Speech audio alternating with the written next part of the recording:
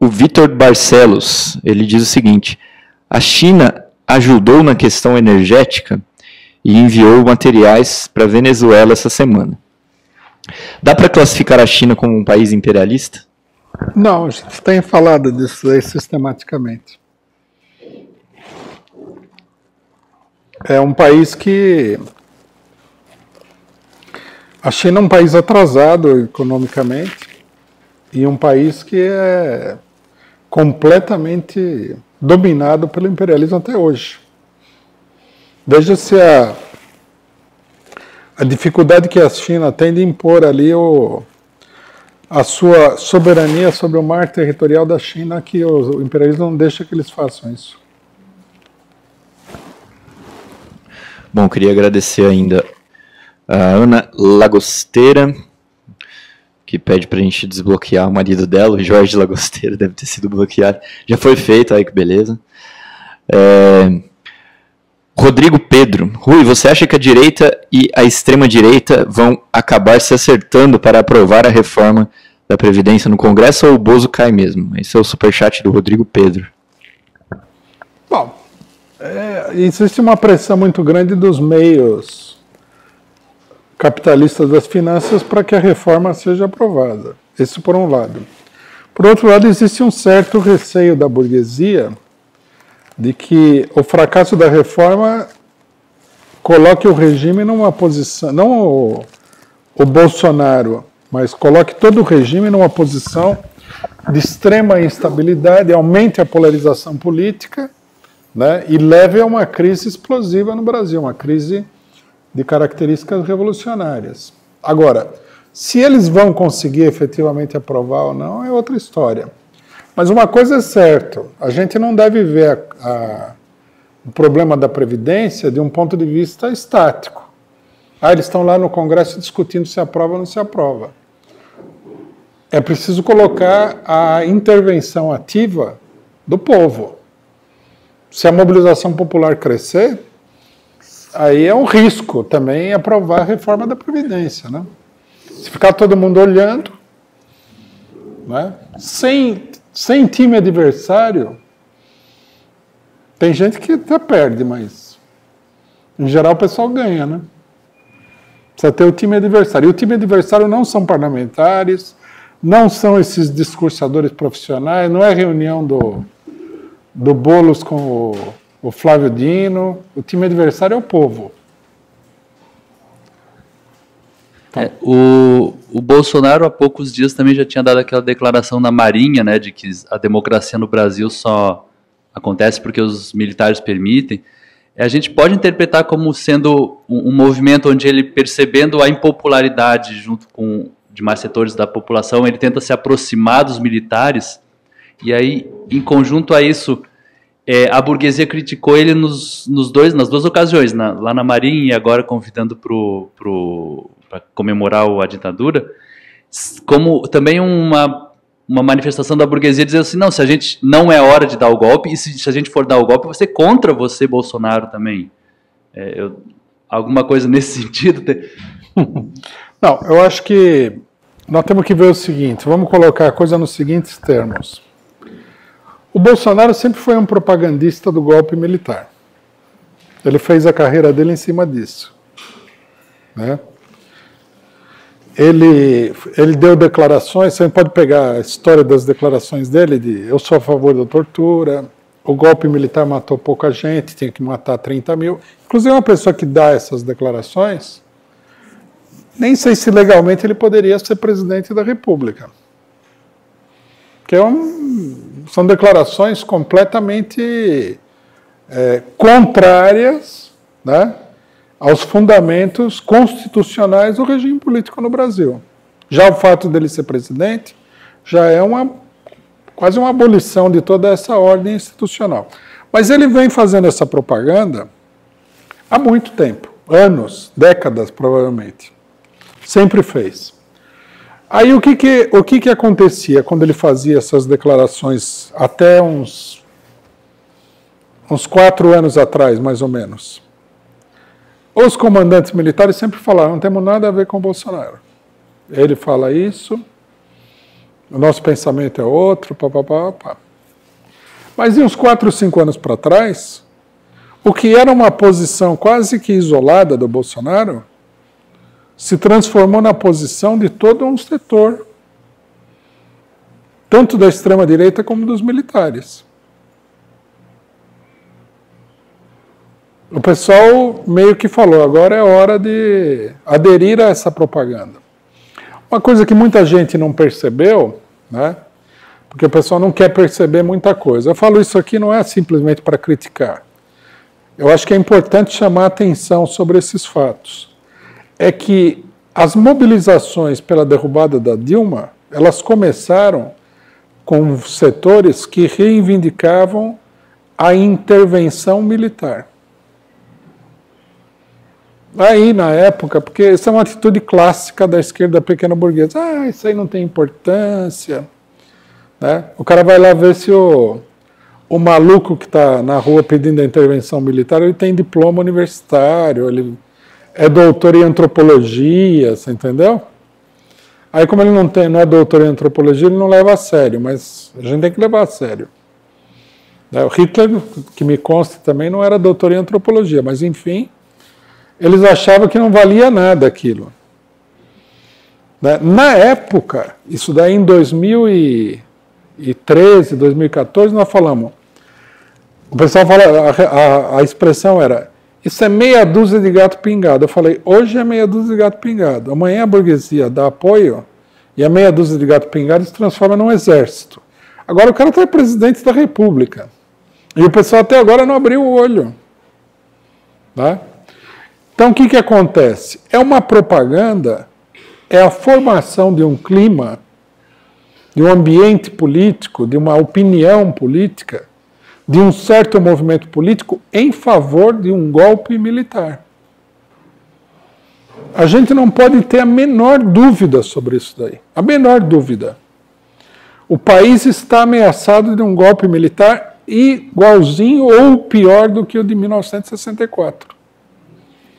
Eles estão estabelecendo as bases subjetivas, vamos dizer assim, mas também objetiva, pode ter certeza, para o golpe militar. Nós já denunciamos que as Forças Armadas, principalmente o Exército, vêm sistematicamente fazendo as chamadas operações de garantia de lei e ordem, GLO, como aconteceu no Rio de Janeiro. Essas operações são um treinamento militar para um golpe, colocando as tropas na rua no Brasil. Não podemos fechar o olho a isso daí. É uma política suicida.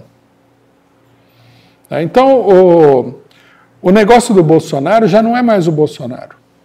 Bolsonaro já, num certo sentido, ficou para trás. Né? A ameaça vem dos próprios comandantes militares. Se o Bolsonaro se mantém aí, é com o Bolsonaro. Se o Bolsonaro não se mantém, é sem o Bolsonaro. Mas que eles estão organizando o golpe, eles estão organizando o golpe. O único problema é que, nesse momento aqui, nós temos que entender que os comandantes militares, eles não têm a mesma autoridade política que o Bolsonaro sobre a extrema-direita. A extrema-direita, eles veem o Bolsonaro como líder. E eles veem, mesmo os militares mais direitistas, o Mourão, Augusto Heleno, como uns burocratas, né? Que não são de nada, que são oportunistas. Porque o pessoal, eles acompanham muito mais o que acontece ali do que nós, por exemplo. Né? Nós aqui, nós sabemos tudo o que acontece na esquerda, mas nos militares nós não sabemos, porque não é o nosso ambiente político natural. Eles são o contrário. Esses militares, todos esses comandantes militares, todos, eles foram muito criticados pela extrema-direita dentro das Forças Armadas, desde que eles estão no comando das Forças Armadas a partir de 88. E já chamaram o pessoal de pulha, de covarde. O Bolsonaro, numa época, não sei contra qual comandante militar, falou: não tenho respeito nenhum pela sua figura, falou para o ministro do Exército lá. É um conflito muito grande. Militar de alta patente, eles são, em geral, mal vistos. Eles estão atrás da figura do Bolsonaro, que, curiosamente, né, a gente precisa ter um pouco de imaginação para se colocar nessa posição. É bem mais popular do que eles. Por isso que o Bolsonaro é presidente. Isso é uma coisa que muita gente não entende. Tá cheio de louco de direita, aloprado, que acha que o Bolsonaro é um grande cara. Mas os militares, que também são fascistas, eles acham que são um pessoal corrupto, safado, oportunista. O Bolsonaro não, o Bolsonaro é puro. Ele sempre falou que tem que matar, que tem que torturar, ele fala mesmo, ele é um cara assim, espontâneo, papapá. Já os militares, eles acham que são politiqueiros. É muito importante levar em consideração. Agora, com Bolsonaro ou sem Bolsonaro, né, o comando das Forças Armadas está visivelmente preparando as condições para um golpe militar. Né?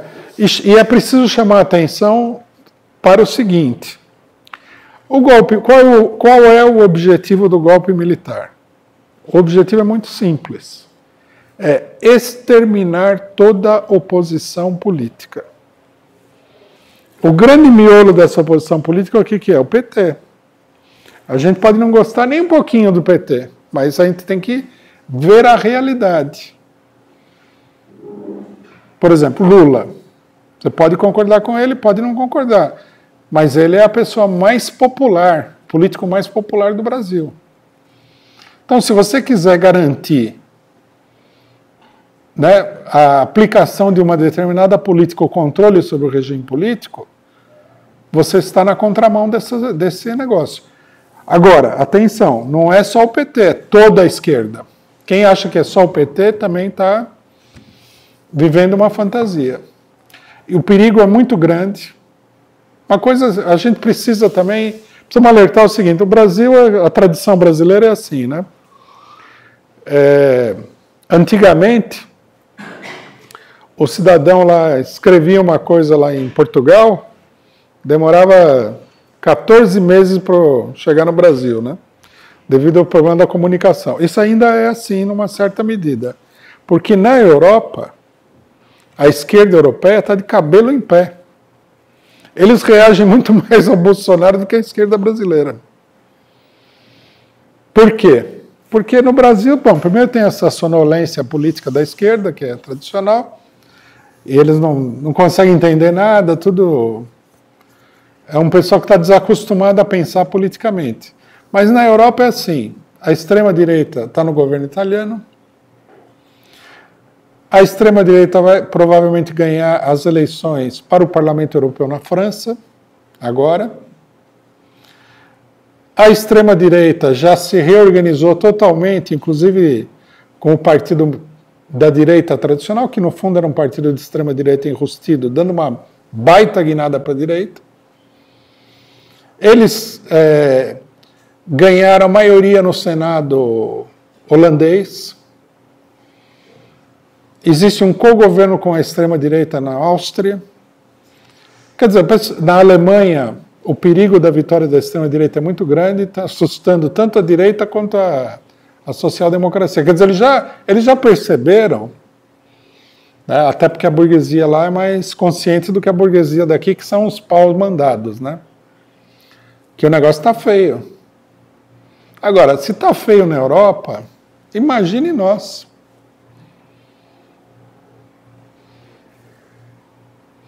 As instituições políticas brasileiras são é que nem aquela história dos 3 porquinhos, né? A chamada democracia brasileira, a Constituição brasileira, é a casinha de palha do primeiro porquinho que o lobo mau derruba. Então, quer dizer, se está feio na Europa, imagine aqui. Nos Estados Unidos também o pessoal está de cabelo em pé. O avanço da extrema-direita no mundo inteiro é muito grande. Aí o pessoal fica discutindo academicamente: será fascismo? Não será fascismo? Na hora H, você vai ficar sem sindicatos, sem direitos democráticos, sem a possibilidade de mexer a língua. Você vai parecer um cadáver. Você entendeu? E aí não adianta discutir mais se é fascismo ou não é fascismo, porque a vaca já foi para o brejo. E o efeito é o mesmo, você entendeu? Da vitamina A e da vitamina B dá o mesmo efeito. É isso que o pessoal não está percebendo. A gente precisa ser muito bem discutida. A situação no Brasil ela está se agravando. Se não houver uma grande mobilização popular, a direita leva de vencida. Porque isso aqui é um jogo de dois lados. Né? Não dá para a ficha cair no meio. Ou ganha um ou ganha outro.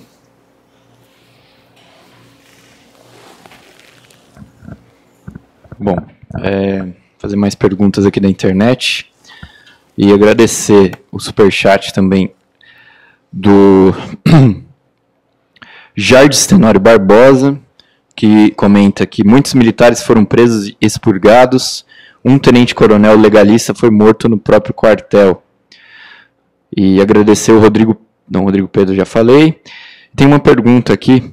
Marco Antônio Villa afirmou hoje, na Jovem Pan, que o golpe militar iniciou apenas com o AI-5. É isso mesmo? É um palhaço esse cara. Não sei como tem gente que escuta esse cara falando.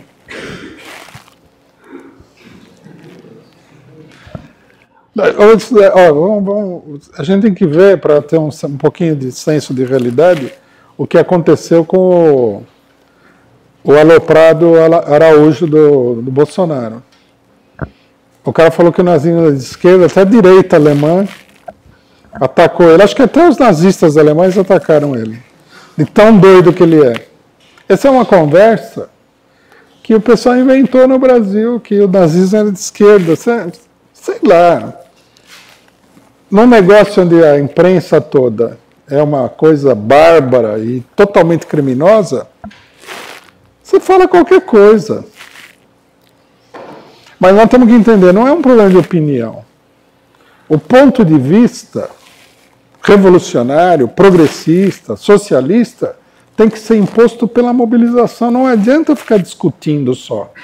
Você pode discutir, você pode argumentar, mas isso daí não, você não vai convencer esse tonto aí, desse Villa. Eu já tive a oportunidade de ver algumas coisas que ele fala. Esse cara é totalmente sem noção de tudo. Não é só que ele é de direita. Você não vai convencer ninguém. Vai lá na Jovem Pan.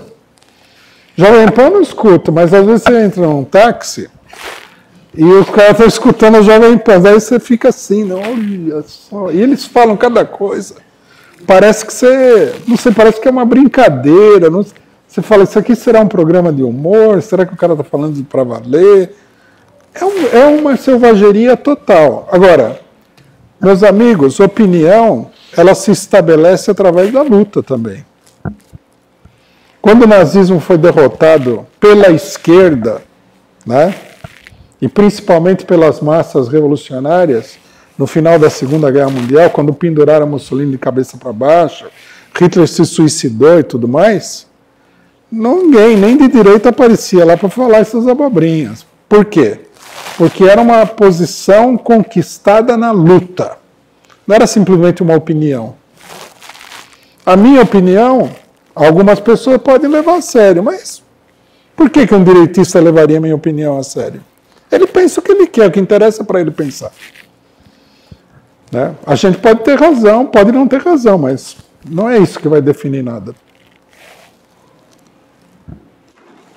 Agradecer também o superchat do Rogério Silva, que comenta que o Intercept Brasil teve acesso a um documento do Ministério das Relações Exteriores da Itália que as prisões chegaram a 20 mil nos primeiros dias do golpe de 64. 20 mil.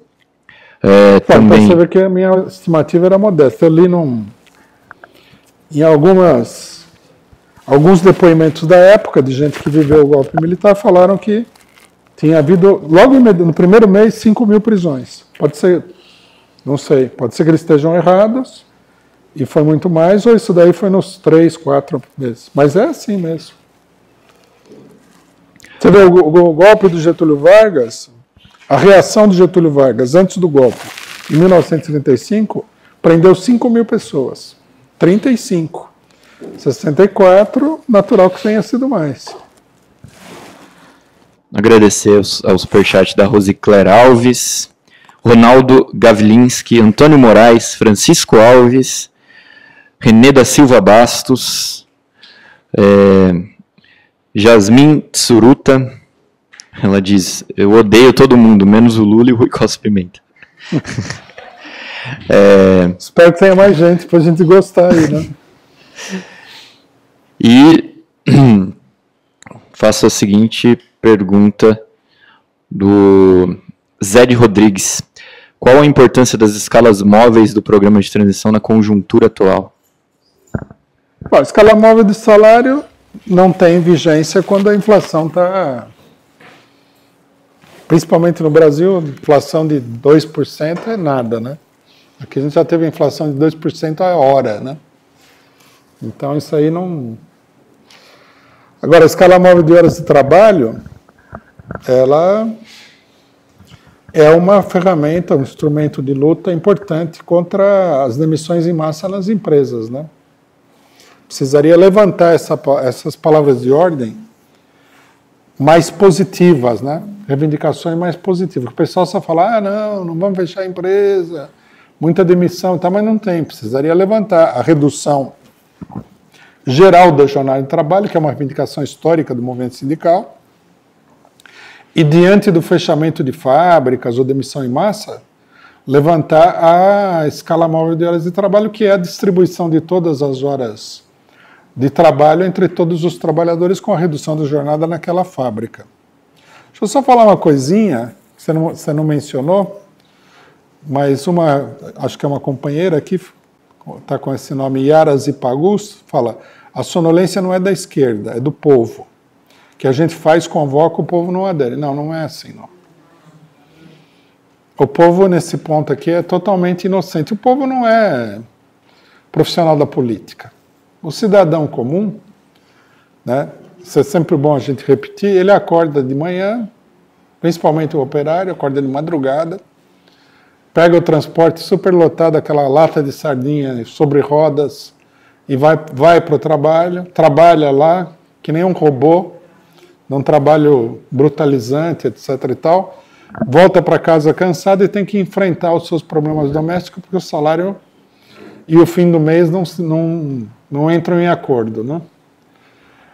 Então, não dá para esperar que esse cidadão, que é o cidadão comum, dê a direção do que vai acontecer no país.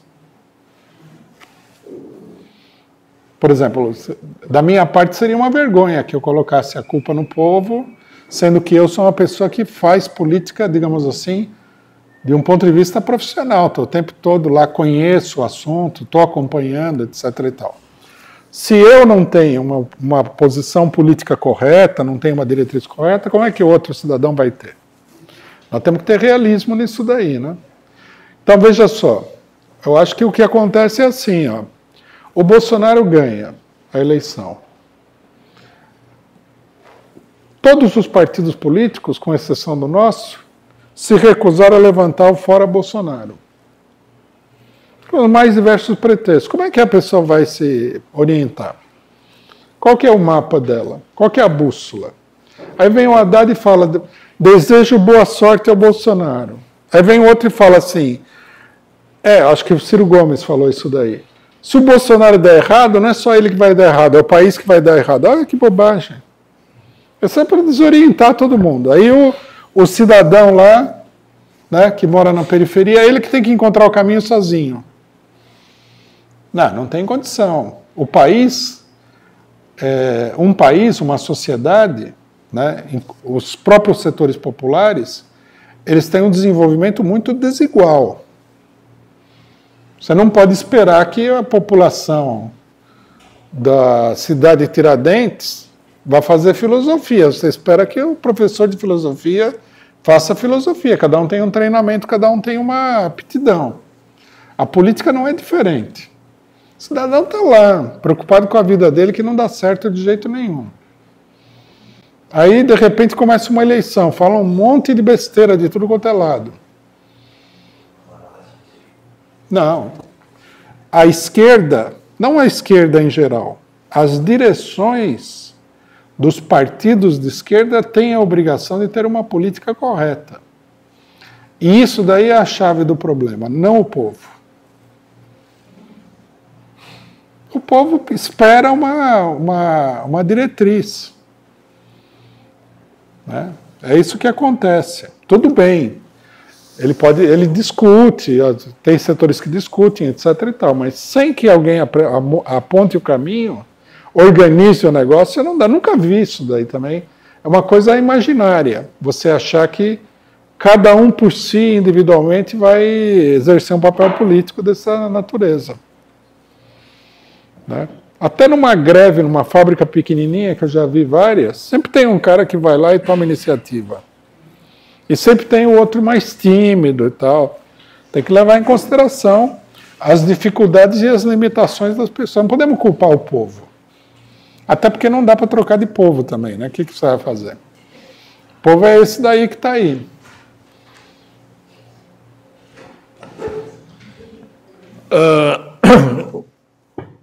Eu quero dizer, então, é um testemunho, na verdade é um testemunho, não uma pergunta. Sou um cidadão brasileiro de 65 anos que praticamente passei boa parte da minha vida sob a ditadura militar. Nascido e criado na periferia mesmo, tá? Convivi a partir dos 11 anos de idade com todo o regime militar.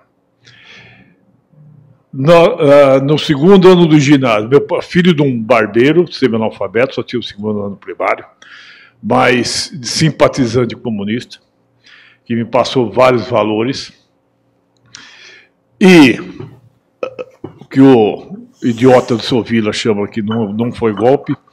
Em 67, dentro do ginásio, eu, criança praticamente, fui pedido uma aula de história para dissertar, fazer um trabalho sobre regimes políticos, e eu, dentro da minha ingenuidade, o que eu fiz?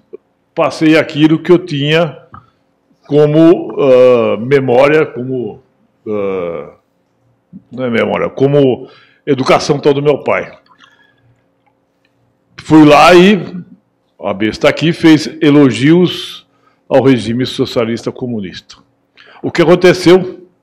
Aquele barbeiro foi convocado à escola, tá, e ameaçado de prisão, de tortura, e isso antes do famigerado, que o outro fala que o golpe só foi a partir de 60, a partir do AI-5. E até lembrando, está me fugindo o líder das ligas camponesas, logo após o golpe, que foi arrastado pelas ruas do Recife, tá, e que só não foi assassinado pela intervenção forte de D. Helder Câmara. Gregório Bezerra. Oi? Gregório Bezerra. Isso, Gregório Bezerra. Tá? E vários dos seus companheiros, ligas camponesas, sumiram. Eu, como aluno, já um pouco mais depois, já depois do AI-5, já no colégio, eu estudava no que até hoje tem uma história de lutas no momento estudantil, Colégio Estadual Professor Gabriel Ortiz, que deu vários líderes para a União Estadual dos Estudantes. Em 71, vários professores sumiram, desapareceram. Alguns alunos que faziam parte da UE sumiram, desapareceram. Deve ter tirado férias para o Havaí, alguma coisa. Tá, então, são vários testemunhos dessa minha trajetória, onde eu fico indignado, raivoso, com ódio, quando algum imbecil vem defender essa coisa que foi, esse crime que foi o golpe militar de 74. Vou mais além. Para mim, morador da periferia, a ditadura nunca terminou. Quem mora na periferia? Eu que sou branco. Olhinhos claros, cabelo claro. Tá. Sofri toda a repressão policial. Tá. aonde você está, num bar, porque na minha época, tá, morador da periferia rachava cachaça, tá, rachava cachaça, tatuzinho. Tão linda e maravilhosa era o progresso do regime militar. Tá, que era, óbvio, lá para os moradores de Tatuapé, da Moca, Campo Limpo, podia ser maravilhoso, mas o morador de Itaquera, tá, jovens como eu, se quisesse tomar uma cachaça, a gente dividia, rachava, porque não tinha dinheiro. E vinha a polícia, tá, e nos encostava na parede, reprimia a porrada, segurança toda, e isso não acabou. A ditadura continuou, veio o pseudo-regime democrático, ou seja, que para mim o golpe de 84, contra as aspirações populares, que era a eleição direta, que leva o colégio eleitoral, tá, para eleger dois safados da ditadura, Tancredo e Sarney, certo? E ela permaneceu mesmo, certo, nos governos do PT, certo? A repressão policial em cima das populações pobres desse país continuaram. Sem lembrar, certo? Hoje está muito na moda a companheira, com todo o respeito, certo? Assassinada do PSOL no Rio de Janeiro. E todos os líderes camponeses que são assassinados direto. A Carajás, certo? O massacre que foi lá. A madre americana lá, Dorothy, e vai afora. Quantos e quantos líderes, e quantos jovens, brancos, pretos, pobres, certo? Tá, são assassinados diariamente, através, inclusive, de políticas do próprio PT, apoiado pelo PSOL, como as UPP do Rio de Janeiro, a intervenção militar, certo? E a intervenção militar em São Paulo era direto, certo? As rotas da vida, certo? Quantos jovens pobres foram assassinados e torturados, porque se você for numa delegacia, tá, da periferia de São Paulo, a prática mais comum é a tortura, é o pau de arara. Ou seja, a ditadura, certo, continuou, certo, e continua, tá? Então essa é a declaração de um cidadão com 65 anos que continua totalmente indignado com qualquer pessoa que defenda esse bando de criminoso. À vontade de falar um palavrão, mas... Obrigado.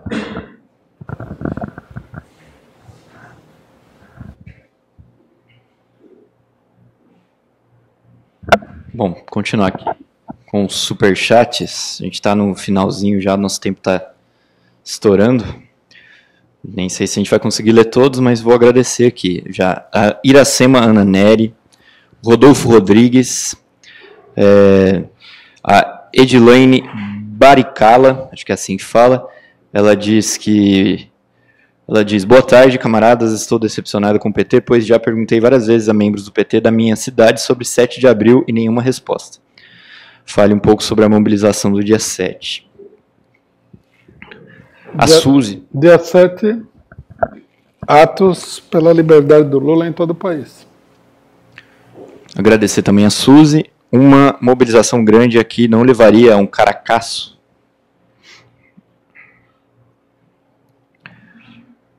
E, bom, para complementar, Cíntia Maria também agradecer, a Jeanette Salim, Fátima Mafra, Rui, melhor análise política, parabéns ao PCO, liberdade para Lula já fora Bozo. Hever, 1980, e Wilson Rezadori. Bom, é isso, pessoal. Companheiro, pode vir aqui. Boa tarde, Rui. Boa tarde a todos. Duas perguntas. É o seguinte, se chegar a ter o processo do impeachment do Bolsonaro, e no caso for o Mourão que for assumir, a gente vê que a mídia, o sistema financeiro, podemos contar com a esquerda, que eles vão ajudar na votação. A direita nem se fala, né? A direita vai mesmo. E a gente sabe o cachorro que não late muito, que em silêncio é que morde. E acho que é o estilo do Mourão. E será a esquerda o que você acha que deve fazer? Apoiar, porque depois a gente sabe que o Mourão pode colocar reformas muito mais acentuadas do que o Bolsonaro, ou entrar em uma contrapartida, deixar para, já que o Mourão vai assumir, vamos dizer assim, deixar para a próxima eleição as pautas, se for na questão da votação do impeachment do Bolsonaro. Ou se ela fica neutra, o que ela vai fazer? Porque depois vai falar, a esquerda ajudou a tirar o Bolsonaro, olha o que o Mourão está fazendo. E a outra pergunta mais rápida, se vai ter tuitada dia 10, ou já teve, que vai ter a votação da segunda instância. E qual será que vai ser o voto da Rosa Weber, né? Se a gente olhar do ano passado, ela é o que desempatou. Agora também tem o Toffoli, né? A gente não sabe para onde ele vai. Então acho que se vai ter a tuitada ou não. Sobre a questão do Mourão, a gente deve... A política é uma coisa concreta, né? Quando a gente fala fora Bolsonaro, nós não estamos falando simplesmente de uma pessoa. Nós estamos propondo uma mobilização contra o conjunto do processo político que é o golpe. Isso aí inclui Mourão, tudo. Logicamente que se tudo acabar numa manobra para tirar o Bolsonaro, para colocar uma outra pessoa para fortalecer tudo isso aí tem que ser denunciado, né? Mas tem que ser denunciado diante dos acontecimentos. É bom discutir antes, porque já o pessoal fica de sobreaviso, já não é pego desprevenido e tudo mais. É um pouco o que aconteceu na época do Collor, né? O Collor, acabaram tendo que tirar o Collor, porque a situação dele ficou insustentável, mas mantiveram aquele mesmo pessoal, basicamente, e tal. Nós não concordamos com isso daí, né? A gente inclusive levantava uma palavra de ordem que era fora Collor, eleições gerais. Nenhuma solução de gabinete. A nossa posição também seria, eu acho que se houvesse a questão do impeachment, seria parecida, né? Por isso que a gente fala, são duas palavras de ordem, fora Bolsonaro, liberdade para Lula. Então, tem que prestar bem atenção, é um perigo mesmo isso daí. Bom, com relação à segunda instância, vamos aguardar para ver, né? Como é que eles vão encontrar a solução ideal do problema? Porque se imaginava que, diante da possibilidade deles votarem à segunda instância, o Lula já teria sido condenado em terceira instância. Que não aconteceu. Nem vai acontecer agora, nesse curto espaço de tempo. Então vamos ver o que eles vão fazer, porque a burguesia de forma nenhuma quer que o Lula saia da cadeia. A gente já viu como foi complicado o negócio do enterro do neto dele, né? Quase que não deixa o cara sair, saiu lá todo controlado. Você vê que o medo qual que era? O medo é que a saída dele desse lugar a uma manifestação popular, que deu até certo ponto, né? Mas tudo foi feito para impedir essa manifestação popular. Então, quer dizer, vamos ver como é que eles vão resolver essa parada. Agora, o ato do dia 7 é oportuno, né, para fazer uma pressão sobre dentro da situação política. No dia 10, em Brasília, vai ter um ato também. Acho que o negócio tem que se mobilizar para encurtar, se for possível, a margem de manobra da burguesia de manipular essas situações todas. Agora, eu acho que a gente não deve alimentar as expectativas que vai dar tudo certo, né? Vai votar, ele vai sair.